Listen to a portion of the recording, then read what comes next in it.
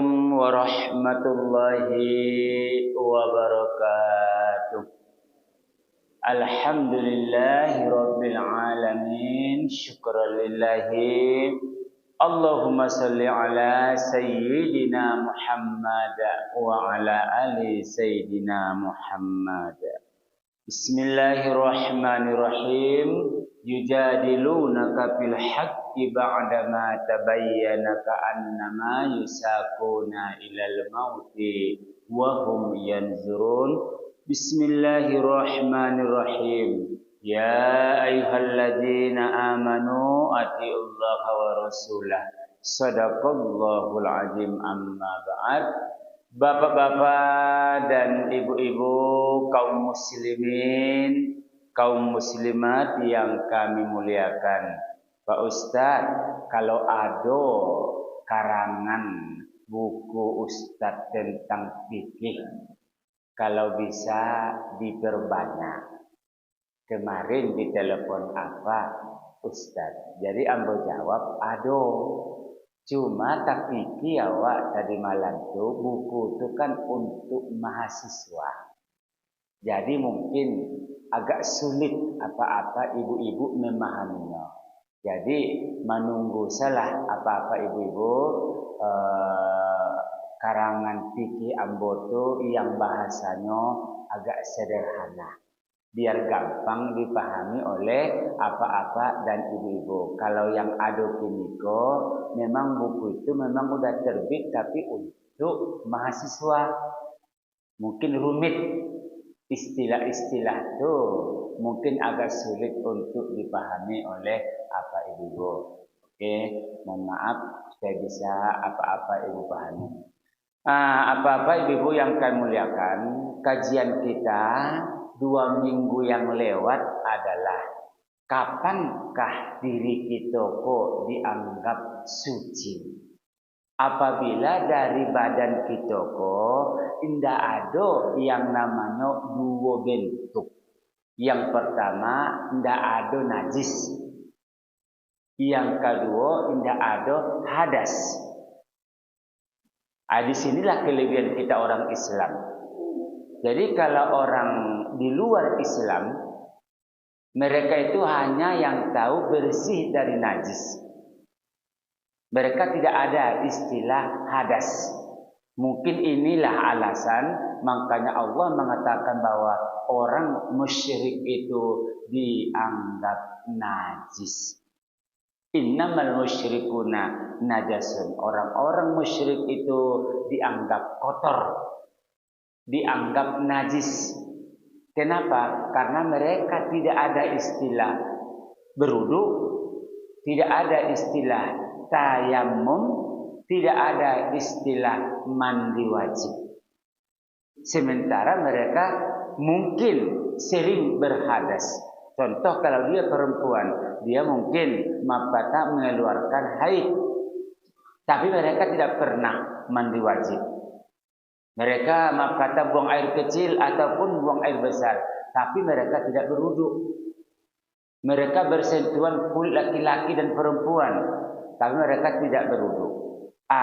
Islam ada mengajarkan tentang toharoh. Jadi toharoh artinya itu apa-apa ibu-ibu adalah suci. Bukan bersih. Jadi kalau ada masyarakat kita beko, ini lah mandi, ini lah bersih, ini tapi dia tidak berwudu berarti ini itu bersih. Bukan suci. Makanya beda antara bersih dengan suci. Kalau bersih objeknya adalah najis. Inilah yang selalu kita pahami.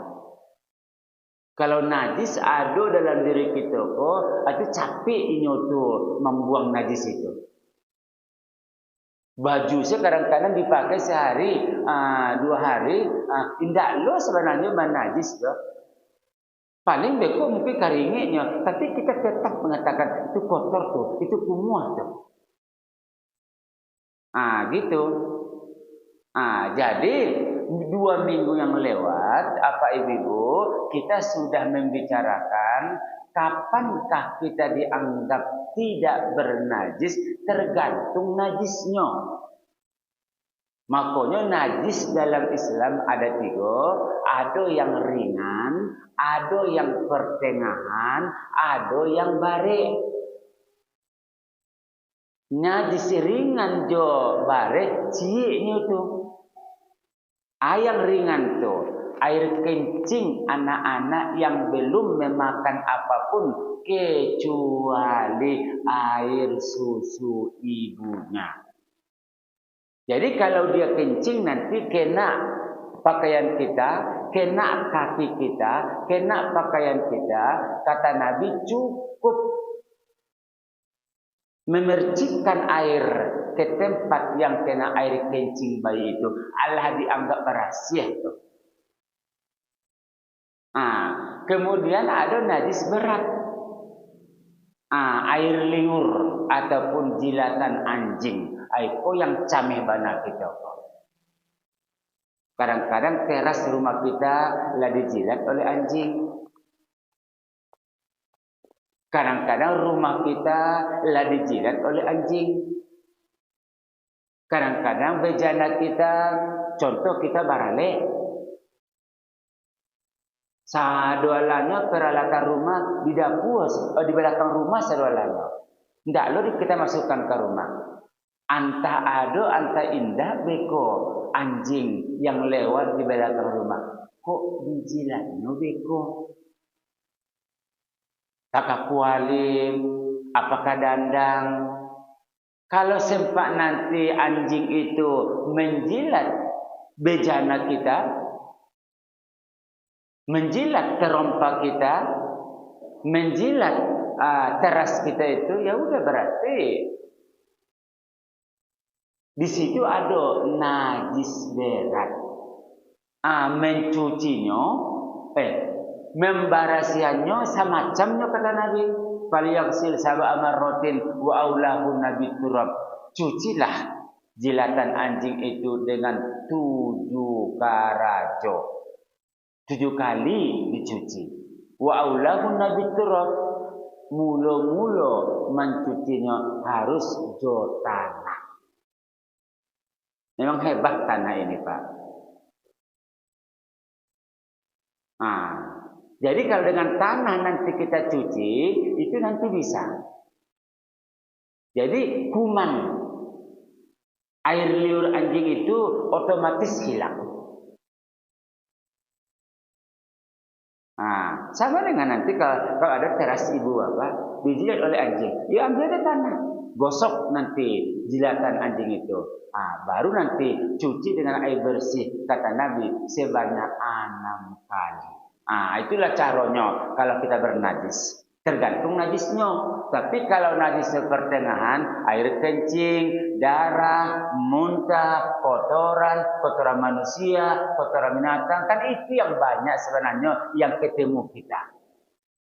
Kalau ketemu kita najis pertengahan itu, kata Nabi, ibu adalah harus hilang ketiga unsurnya. Contoh ada ciri dalam baju kita kok.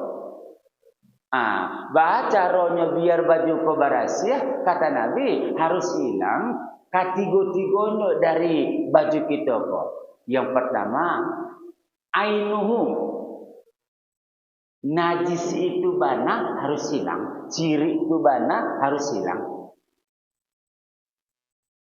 Yang kedua, harus hilang dari baju kita kok launuhu, warna najis itu hilang.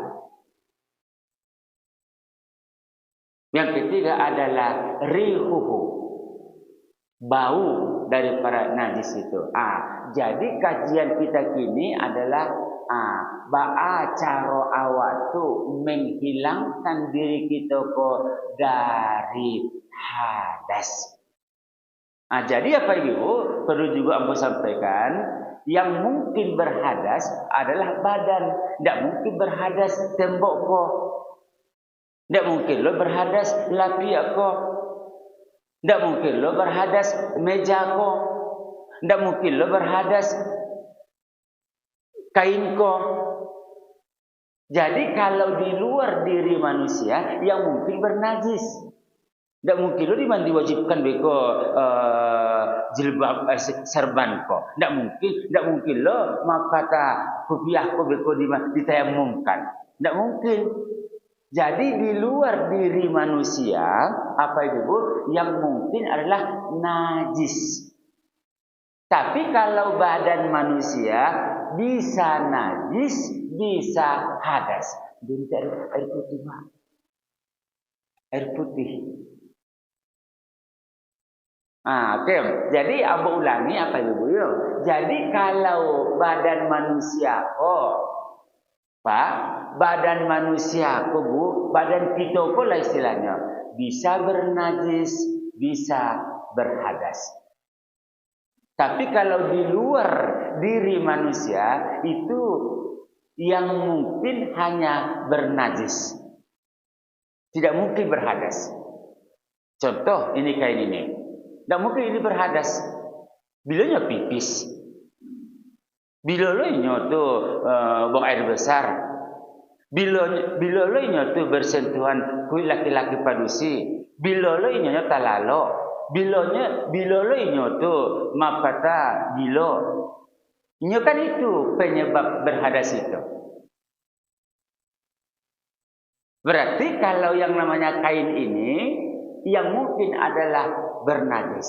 Tapi kalau badan kita bisa dua macam. Bisa bernajis, bisa berhadas. Itu mangkono apa Ibu? Kalau kita maaf kata pipis, kalau kita maaf kata BAB, berarti diri kita kok. Bentar Pak ya, Bu. Bismillahirrahmanirrahim. Jadi kalau kita maaf kata pipis ataupun BAB, berarti badan kita bernajis iolo, berhadas iolo. Cuma kita kok kalau kita pipis ataupun BAB, kita tuh hanya menghilangkan najis. Jarang manusia menghilangkan hadas.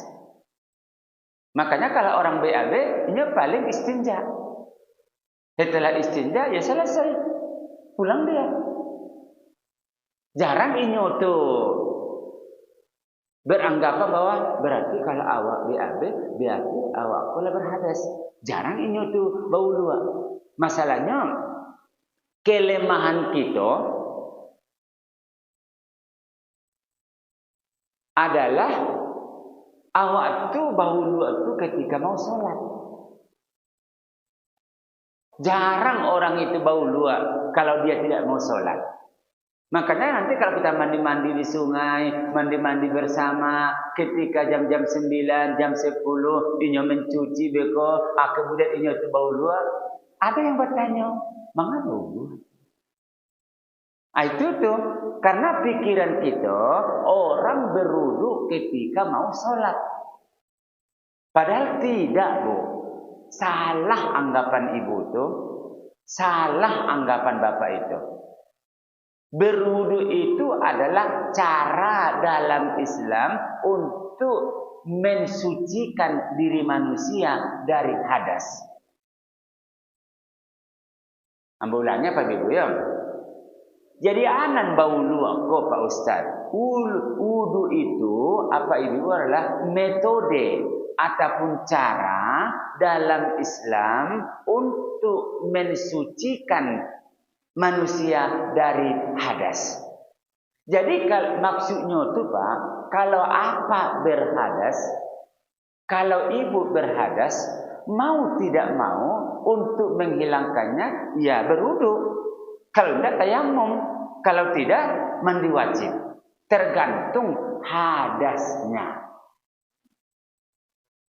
Jadi kalau maaf kata kalau apa berhadas, ibu berhadas, mandi pun apa ibu 70 kali, lah habis lo sabun, lah habis lo sampo, atau lah pakai lo pembersih, lah pakai lo parfum, tetap kita dianggap kotor. Kenapa kita kotor Pak Ustaz? Karena kita itu masih berhadas. Kita baru bersih. Nah, itulah itu.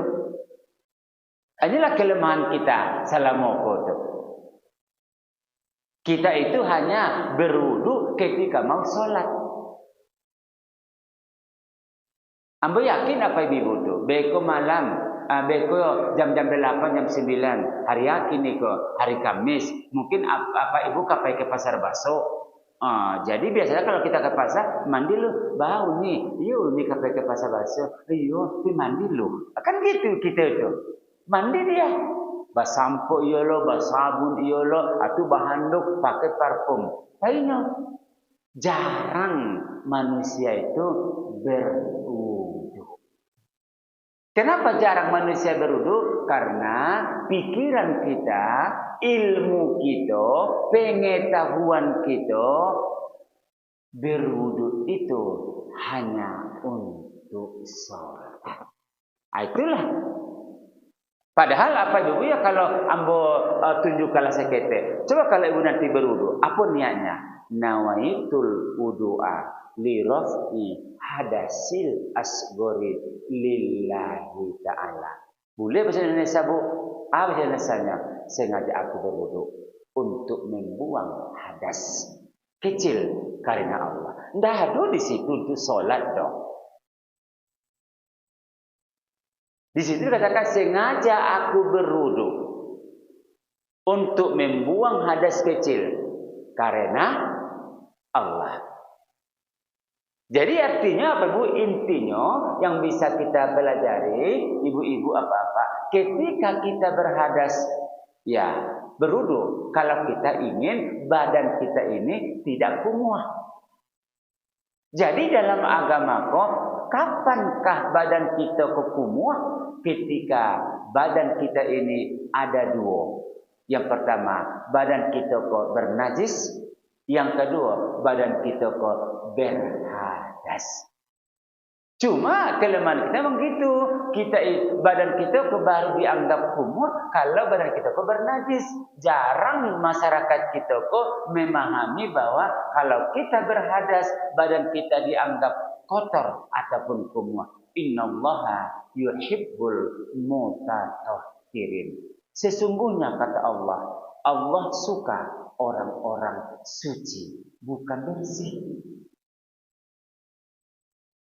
Sesungguhnya Allah suka orang-orang suci, bukan bersih. Jadi kalau nanti ada orang-orang kafir di luar di pasar ketemu kita, mereka tidak mungkin suci. Mereka hanya barasia. Tidak suci. Kenapa? Karena suci itu adalah ajaran Islam. Itulah berwudu, itulah mandi wajib, itulah tayamum. Oke, bau luar. Aduh hadis ambo ketemu apa ibu ya? Kita itu kan yang kita pahami berwudu itu kan aduh ayah sengaja aku berwudu untuk membuang hadas kecil karena Allah. Ambil air, cuci muka, cuci tangan, cuci kepala, cuci telinga walaupun sunat, cuci kaki. Itu yang kita pahami berwudu. Jadi apa ibu supaya bertambah ilmu kita sama-sama kita amalkan kok apa ibu ya. Jadi pernah Nabi walaupun hadisnya itu agak lemah, ya gitu apa ibu ya.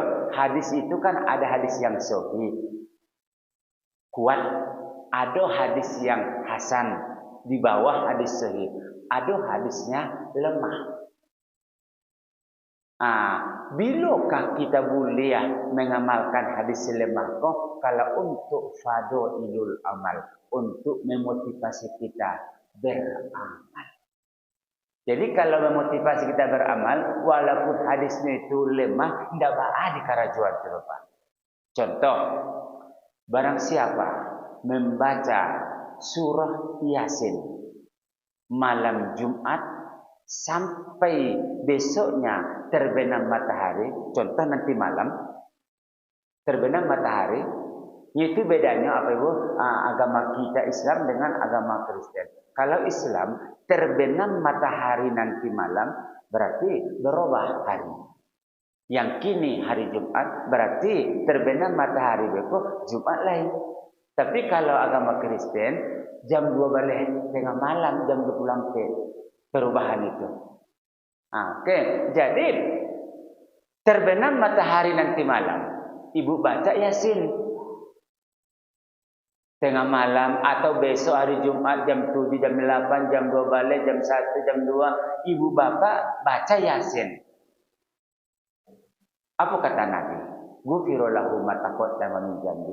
Diampuni Allah dosa kita. Jadi walaupun hadisnya itu lemah, Pak, tapi kan hadis itu menyuruh kita beramal. Tidak di kerajaan itu. Contohlah Bapak tadi kita, itu si Haris memimpin kita. Selesai kita, itu makanya kurang suko ambo apa dia. Selesai sholat langsung tabang, langsung lari. Antaan dikaja di luar tu. Taruhlah kalau mendengar ceramah apa Ibu, mungkin ini cerita gaji. Tapi kalau berzikir ataupun mendoa, apa salahnya tu? Ya kalau dah mandua surang, berzikir surang, salah. Tidak usah kita tunggu si Haris memimpin kita. Baca salah surang, astagfirullahaladzim, subhanallah, subhanallah, subhanallah, alhamdulillah, alhamdulillah, alhamdulillah, Allahu akbar, Allahu akbar, Allahu akbar, la ilaha illallah.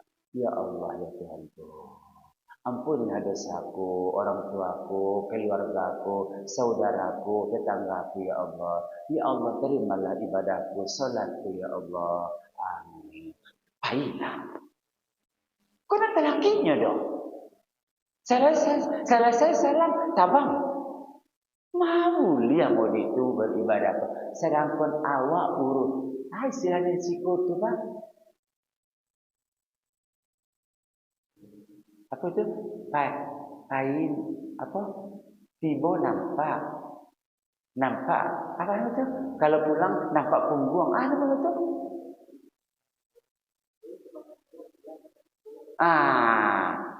Pulang tanpa punggung, tiba tanpa tentu iyo.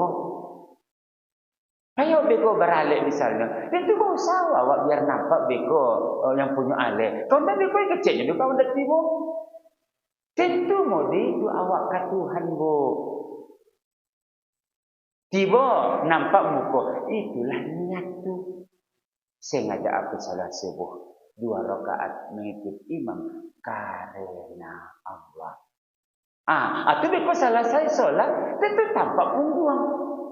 Tampak punggungnya tentu kita serahkan solat itu ke Allah. Ya Allah, ya Allah, ya Allah. Allah sedangkanlah apa ibu, sedangkanlah mendoa kita ke Allah biar diterima Tuhan solat kita belum tentu diterima Allah. Apalagi awak nak mendoa. Kalau mau itu, kau tak langsung tagak, langsung pahit. Tapi kalau berhentinya, beku agak 2 menit, 3 menit. Berarti kalau berzikir ini itu, berarti ini itulah laman doa. Tidak ada, tidak usah aku bersama-sama, awak tidak ada dong. Jadi ada hadis dalam kitab Subulus Salam. Jadi contoh, siapa orang yang membaca, bilang dulu Pak ya. Ya Bu ya.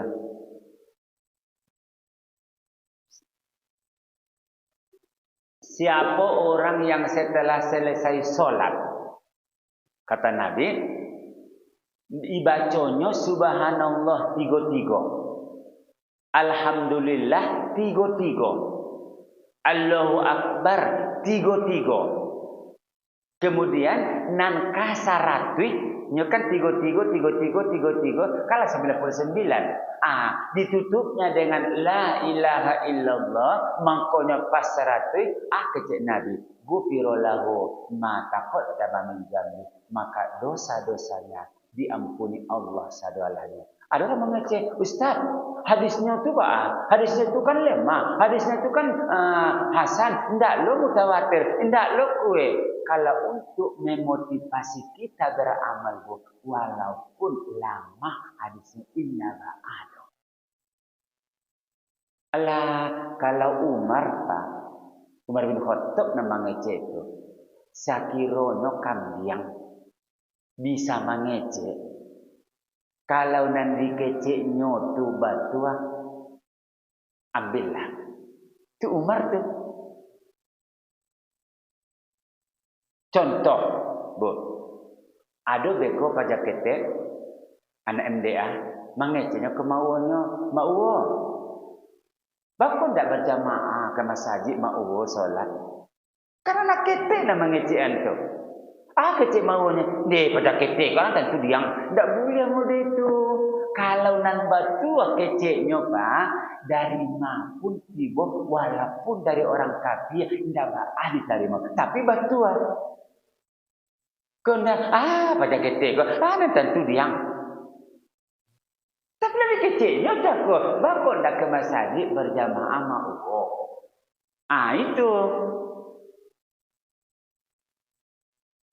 Jadi kadang-kadang ada, hadisnya lemah, hadisnya lemah, hadisnya lemah. Walaupun lemah hadisnya apa ibu? Kalau memang untuk mengajak kita beramal, indah ba'ado. Kerajuan salah itu Pak. Contohnya tadi. Dibaca subhanallah 3-3, dibaca alhamdulillah 3-3, dibaca lakbar 3-3. Ada orang mengecek, itu kan hadisnya lemah tuh Pak Ustaz. Karena memotivasi kita beramal, Pak, indah ba'ado kerajuan. Contoh, iya Pak Ustaz, kalau kita berkurban, pahalanya tu sabanyak bulu jawi.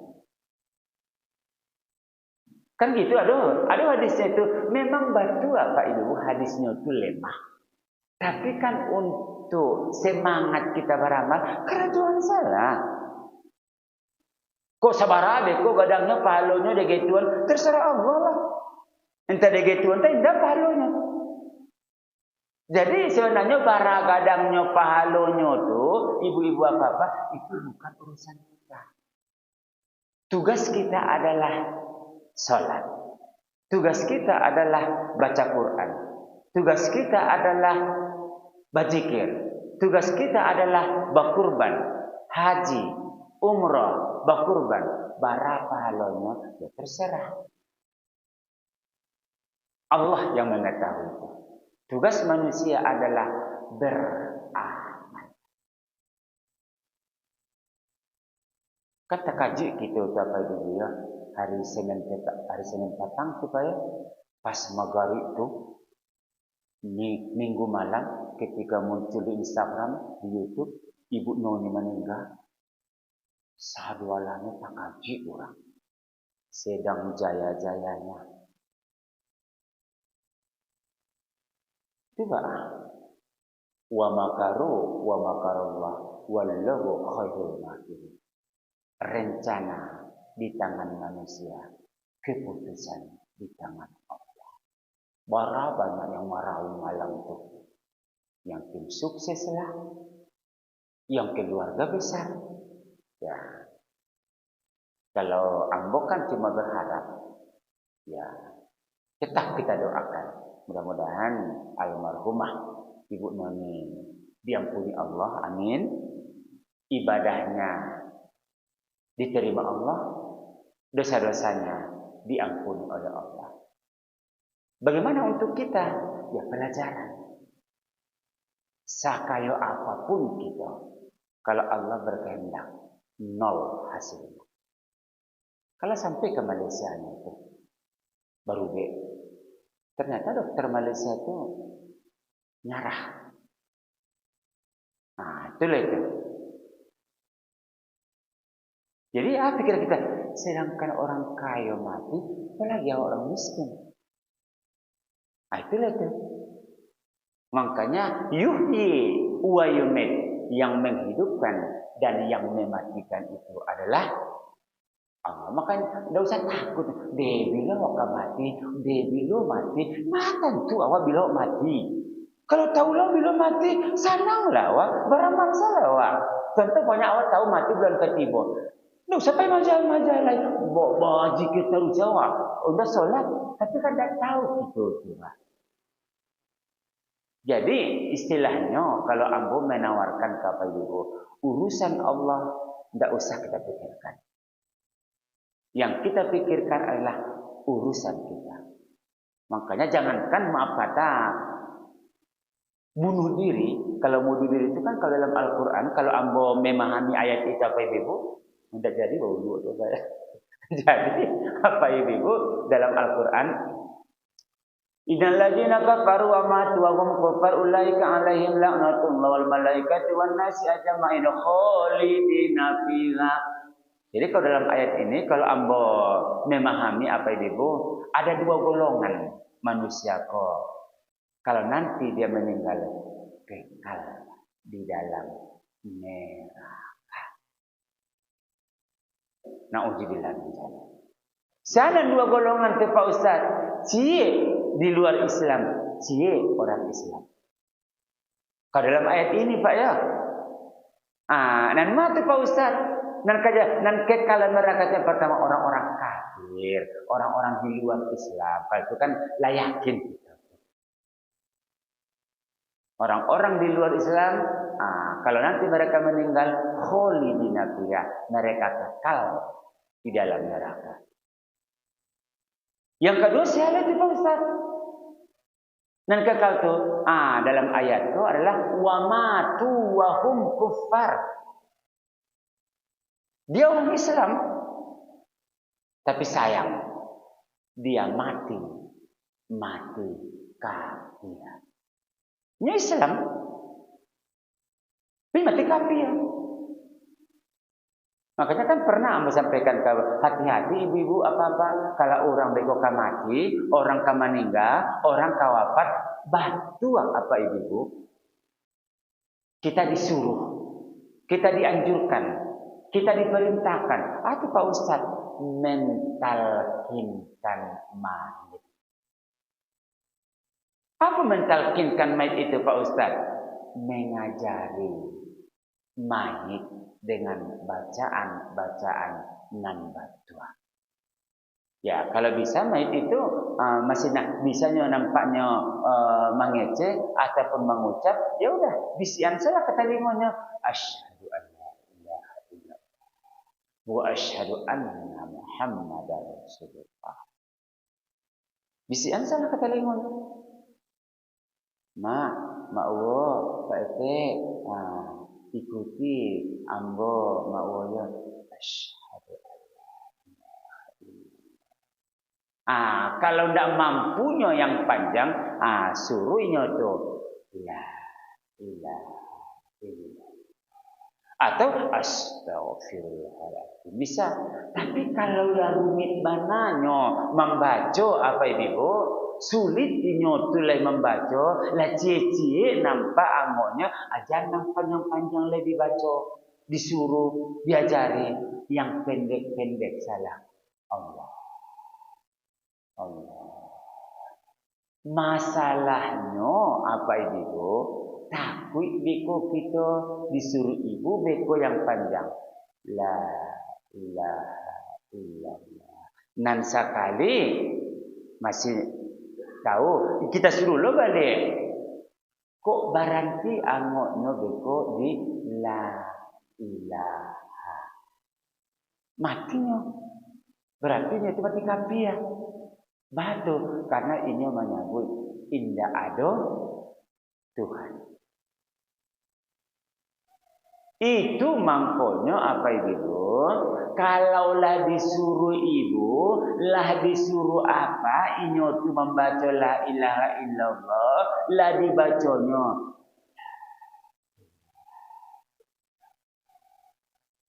Lah barantinya mengecek tanang awak. Jadi buku lo inyo tu lai membaca la ilaha illallah kecuali inyo tu beko lah disuruh inyo tu baca. Rupanya mengecek lo inyo yang lain. Kekeknya.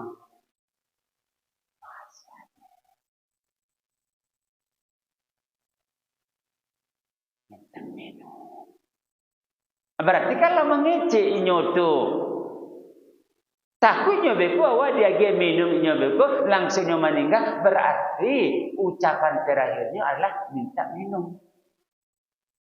Bukan la ilaha illallah. Tapi kalau dibacanya beko la ilaha illallah atau astaghfirullahaladzim, kemudian inyo tu tanang, ya udah, kita pun tanang kita tu. Kecuali beko ada ucapan yang lain diucapkannya beko, bukan ucapan yang lain yang elok. Ya udah, ajari balik. Tapi kalau tanangnya ya udah. Jadi kalau tanang inyo tu apa ibu orang kamaningga tu la ilaha illallah. Ini tanang, ibu apa cukup melakukan dua hal. Anan dua tu Pak Ustaz. Yang pertama, kalau bisa baca Quran. Bismillahirrahmanirrahim. Alhamdulillahirabbil alamin. Bismillahirrahmanirrahim. Inna a'tainakal kautsar. Bismillahirrahmanirrahim. Baca Al-Quran. Ini gitu apa Ibu? Kalau orang sebelum meninggal dibaca Al-Quran, itu dah ada ulama melarang. Sepakat ulama ancak yang diperbedakan ulama meninggal orangnya baru dibaca Al-Quran, baca Yasin, baca tahlil. Kalau itu lah beda ulama. Tapi kalau kita di Pasiako, karena kita di situ banyak aliran-aliran tarbiyah, NU, Syafi'iyah, sama jadi di kampung Ustaz. Jadi sudah meninggal, ramai orang baca Yasin. Tuh, kenapa? Karena menurut Syafi'i, dibaca Al-Quran setelah orang meninggal itu tetap sampai, tergantung kepada niat. Tapi kalau sebelum meninggal orangnya dibaca Al-Quran, itu tidak ada ulama managah tuh, tidak ada ulama melarang. Itu elok. Kalau indah ibu apa baca Al-Quran, bacaan kedua kok. Nomor dua tu Pak Ustaz, doa. Makanya Nabi apa ibu selalu dia berdoa, Allahumma hawwin ala syakaratil maut. Ya Allah, tolonglah kami nanti ketika menghadapi sakaratul maut. Itu tuh. Makanya pasang doa.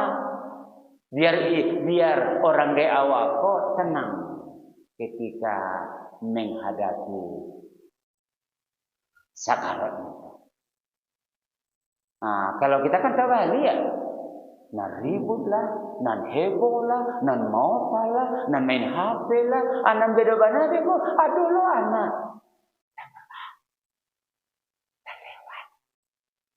Apa tanyanya? Antara mati tidak amaknya.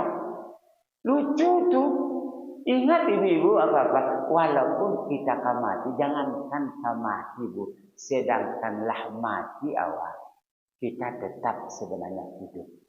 Kenapa? Karena yang mati itu adalah jasad ataupun badan. Kita hidup. Makanya ada ayat itu. Bal ahyaun. Mereka hidup. Jadi paling kita itu apa ibu kalau kita sudah mati masih di rumah kita bantu orang lalu, orang tak tidur. Jadi kalau meninggal begawat tadi malam sampai kini, ini betul lalu tuh. Bila awak tu apa ibu tahunya awak lah mati, tahunya awak tu kalau dikubur. Jadi kalau dah dikubur awak beku apa ibu? Itu dikatakan Nabi itu 7 langkah. Orang yang manta awak tu kembali ke rumah masing-masing, ruh ataupun arwah kita itu masuk ke dalam jasad. Disitulah sadarnya kita awak lama. Itu tuh. Situlah puncak penyesalan tuh. Balapan tidak menyesal. Apa ibu? Itu makanya kalau orang tadi kubuan itu apa ibu? Kain kapan tuh mulai dari siko sampai kemari dibuka. Harus menempel ke tanah tuh. Jadi nanti 7 langkah beko orang baik ruh masuk baru sadar. Lah mati awak. Bapak tahu mati? Calik ke muka, lah tanah. Calik ke belakang, lah papan. Calik pakaian, lah kain kapan. Timbul penyesalan, timbul meraung, timbul penyesalan. Tiba malaikat mungkar dengannya. Habislah semua penderitaan kita kalau kita tidak beramal pada waktu di dunia. Itu makanya dalam surah yang sering kita baca besok dalam sajadah, walau tara idzil mujrimun, ketika orang-orang yang banyak dosa, yang banyak maksiat di alam kubur, ini minta, ya Allah ya Tuhanku, kembalikan ambo ke dunia, ambo pasti orang kata Allah tidak mungkin. Pajuku kata Allah, rasakan siksa kami di sini. Kata Allah. Itulah makanya tuh. Tidak usah ibu-ibu apa-apa terlalu memikirkan orang-orang yang di luar sana. Orang mau diko, itu terserah Pak. Kalau memahami seperti itu, yang kita pikirkan adalah diri kita. Biar kita selamat seperti doa sejagat kita, Rabbana atina fid dunya hasanah wa fil akhirati hasanah. Dunia dan akhirat selamat. Tidak jadi kajian kita itu. Itulah kajian kita, tidak jadi baru dulu. Oke, kakak.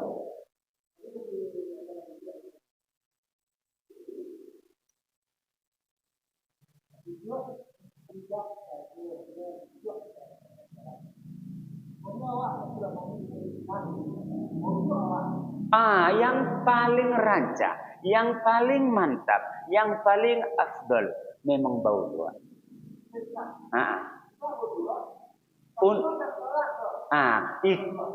Jadi pemahaman itulah untuk awak bau luak Pak Ustaz. Tapi awak tidak ke sholat doh, karena berwudu itu untuk membuang hadas, bukan untuk sholat.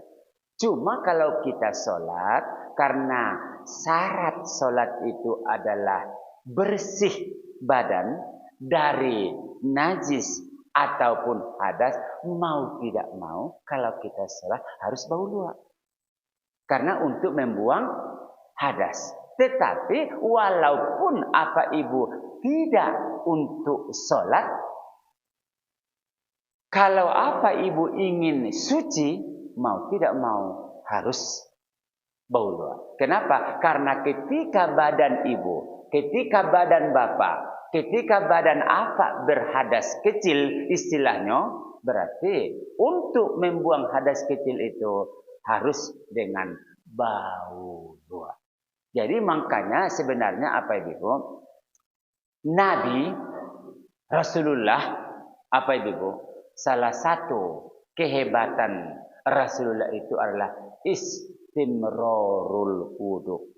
Wudu Nabi itu tidak pernah lepas. Itulah Rasulullah itu. Jadi Rasulullah itu apa ibu? Ketika inyoto batal wudunya, bila batal wudu awak Pak Ustaz, contoh awak buang angin, Nabi langsung memperbarui wudunya. Pipis Rasulullah, bauluk balik. Buang air besar Rasulullah, bauluk balik. Talaluk Rasulullah, bauluk balik.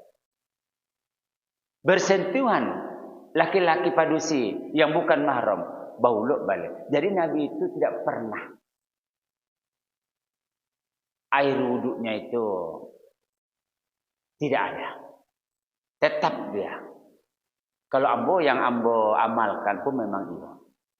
Cuma kadang-kadang ambo acok Kalau batal wudhu saya, kalau tidak ada air, ambo langsung tayamum. Ya contoh, maaf kata apa ibu? Bau, awak ke kampus, kemudian awak lah bau luar, berarti kan awak lah suci. Tiba-tiba di kampus beko maaf kata sakit paru, buang angin, berarti kan lah batal. Lah batal wudhu ustadz tuh. Ya udah, karena kesulitan saya itu berwudhu, tapi kalau saya bisa berwudhu saya, tapi kalau tidak saya langsung tayamum kalau di lokal.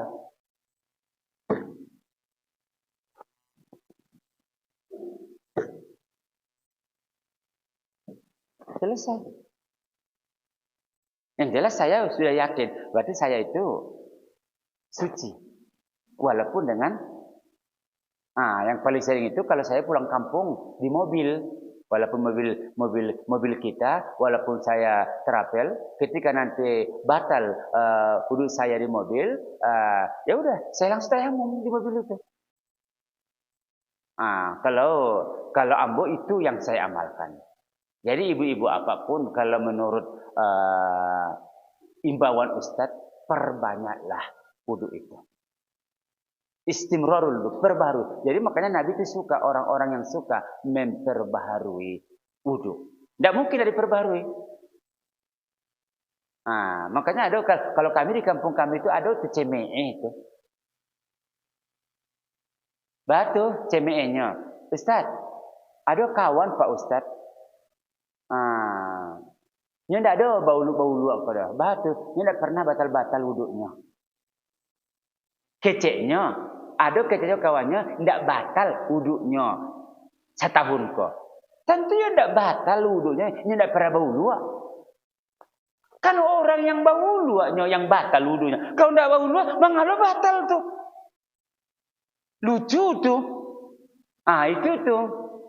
Berarti maaf kata, kalau tidak pernah batal-batal wudhunya setahun kok, berarti kan naudzubillah tidak pernah bau luak selama setahun. Sama dengan mungkin ada keluarga kita tidak pernah batal wudhunya sehari kok. Tentu ya, tidak pernah bau luaknya sehari kok. Malu, bilu kan batal tuh. Jadi banyak. Jadi terserah orang itulah apa ibu. Nanjale kita itu perbanyak bau luak. Nanjale biasakan saja bu. Kalau ibu pergi ke kamar mandi, kok kamangalo ibu, ya masa kalau untuk mencebok BAB ada ayah, membarasian pipis ada ayah, kamandi ada ayah, kau mencuci ada ayah, bako untuk bau luak tidak dipergunakan ayah. Itulah kelemahan kita.